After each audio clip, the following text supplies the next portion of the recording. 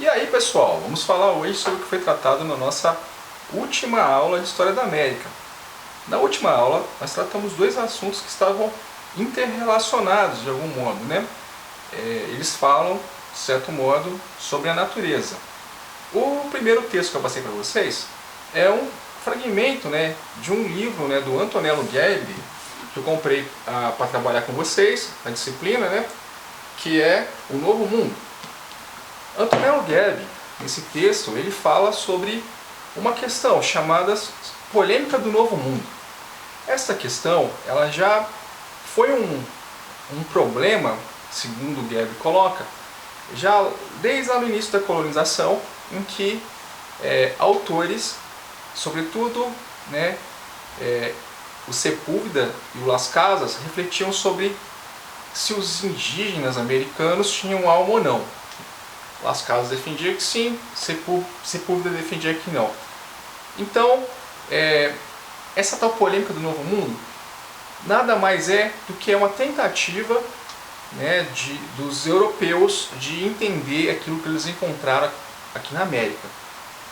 Antonello Ghebi fala sobre uma segunda fase dessa polêmica, né, que é lá do século XVIII e tal, e que vão ter outros personagens e vai ter outra dinâmica. Ele vai falar sobre a questão do mundo natural americano, e nisso aí também eles colocam os nativos no meio dessa questão, né? E vão tecer considerações sobre aquilo que eles encontraram aqui. Então vai criar-se uma polêmica entre caras que defendem uma tese eurocêntrica, né? E aqui destacamos, né, o Conde de Buffon, o francês, famoso, alguma coisa Leclerc, depois vocês procuram lá, e o Depaul, que também é um outro intelectual que vai caminhar nessa linha. Então, o Conde de Buffon, ele vai dizer o seguinte: os animais da América, eles são inferiores em relação aos animais que tem no Velho Mundo. Aí ele não vai pegar só a Europa não, ele vai também usar, isso é uma malandragem dele, a biodiversidade que tem também na África. Ele vai dizer, por exemplo, que o camelo que se encontra lá na África, ele é maior do que a lhama, que seria o similar que tem aqui na América. Do mesmo modo também ele vai falar que o puma, né, que é nossa onça, ela é menor do que o leão, e menos selvagem, menos agressivo. Então ele vai estar sempre diminuindo, né, a biodiversidade da América, em detrimento do Velho Mundo, né. Ele vai falar que o mais próximo de um elefante que a gente tem aqui é uma anta, que é um bichinho pequenininho. Então vai sempre falar que os animais que são menores são menos selvagens, vai citar também que a biodiversidade daqui é pequena. Então ele vai estar sempre diminuindo a América, e ele parte de um pressuposto intelectual para dizer isso, né, que é o determinismo geográfico. Então ele diz que tudo que tem aqui na América é inferior à Europa, e tenta usar aí os seus argumentos. Isso também vale para Depaul, que vai falar sobre o ser humano, né? Vai falar que os nativos que tem aqui, que não tem barba, né, e tal, índio não tem barba, eles seriam afeminados, seriam imaturos, né, digamos assim, em termos evolutivos, genéticos, em relação aos europeus, né?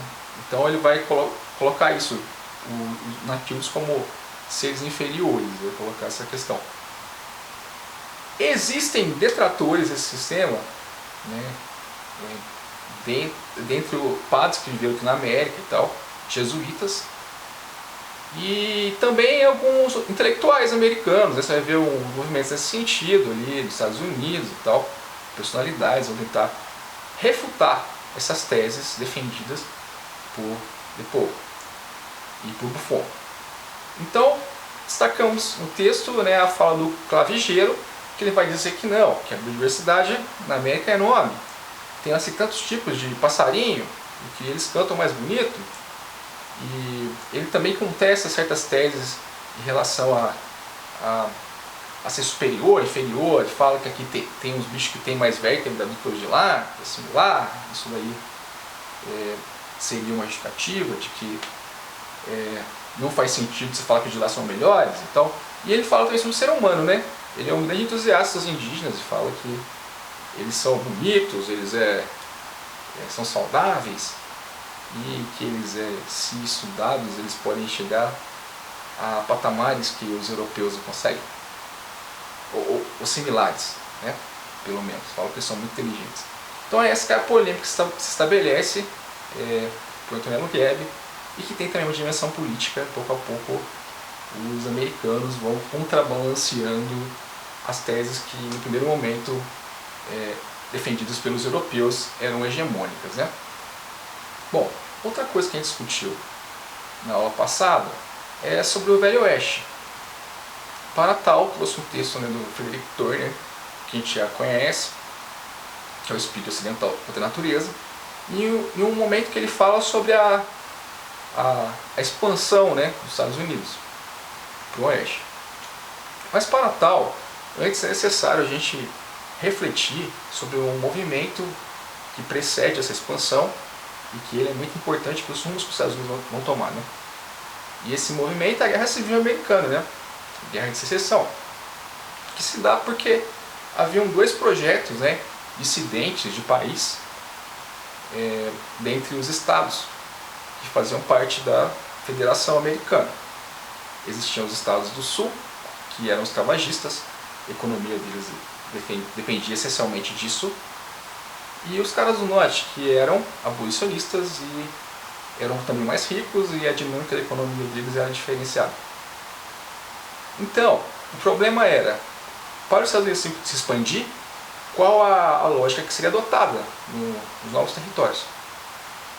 E isso gera muita discussão, porque um cara que é um grande fazendeiro ali no sul, ele quer terras ao oeste para poder reproduzir aquele sistema, né, de plantação de algodão, enfim, tabaco, com um trabalho escravo. Ele só sabe fazer isso. E há muita briga em torno disso. Nessa época já haviam sido organizados partidos políticos. Ironicamente, o partido que mais defende essas ideias do Sul é o Partido Democrata, que hoje seria o partido lá do Biden, do Obama. E os republicanos, a princípio, nem existiam. O outro partido hegemônico era os Whigs, o nome quer dizer liberal. E os Whigs, eles defendiam uma posição abolicionista, só que eles eram mais ou menos divididos, né, porque tinham caras do Sul, tinham Whigs do Sul e tinha Whigs do Norte. Os Whigs do Sul, evidentemente, eles deviam, digamos assim, satisfação para os fazendeiros do Sul. Isso levou a uma briga dentro do partido, que ele foi dividido, ele foi erradicado, e desses dissidentes dos Whigs surgem os republicanos. E surge uma figura muito importante na história, que é Abraham Lincoln, que era um Whig, e ele disputa a eleição pelos republicanos e vence. O Lincoln, ele tem uma postura de conciliação, digamos assim. Ele é um cara que defende ideais abolicionistas, mas ele vê ali que não seria muito legal bater de frente com os fazendeiros escravagistas. E ele fala o seguinte: cara, fiquem tranquilos que a gente não vai acabar com a escravidão aí no Sul. Com uma condição: nunca deixem a federação. Se vocês ameaçarem romper, a gente quebra os pau. E aí é o que aconteceu: quebrar os pau. Porque alguns estados do Sul eles se rebelaram contra a União. Então aí começa uma guerra civil e tal, que ela dura uns bons anos, né? E como eu já disse, o norte era mais rico, o norte tinha mais suprimentos, etc., mais equipamento, tinha muito mais, uma população muito maior e também um contingente de soldados muito maior. que lutava contra o Sul, que tinha menos gente e tinha menos dinheiro, e eles defendiam muito da venda de produtos, de commodities para fora. A guerra foi ali, isso atrapalhou a economia deles, e eles contavam com o apoio também, né, da Inglaterra e da França. Fizeram até uma pressão pelo embargo de venda dos produtos para fora, para que esses países aderissem à causa do Sul. Isso não aconteceu. Então, acaba que o Sul, que ele era limitado em termos de gente, de dinheiro, ele acaba levando desvantagem no conflito, mas eles têm grandes generais que lutaram na Guerra de Independência, eles vão vender caro a derrota, o conflito vai se arrastar por um longo tempo, né?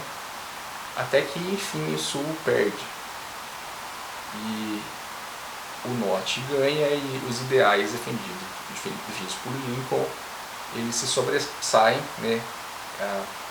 Decretada a abolição. Só que o Lincoln tem um projeto assim para, digamos, aliviar essa tensão que ele cria, né?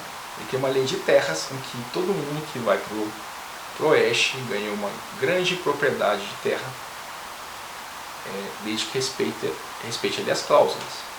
Então ele cria um incentivo para as pessoas deixarem ali a costa leste e se interiorizarem, que era um negócio muito tentador. Era muita vantagem, digamos assim, você tentar fazer a vida no outro canto. Você que é um trabalhador miserável, ali onde você vive e tal, você pode fazer sua vida lá no oeste, mas só isso já não era o suficiente, né? Se for uma terra inóspita e tal, ruim. Então cria-se outros tipos de artifício para convencê-los a ir para lá, e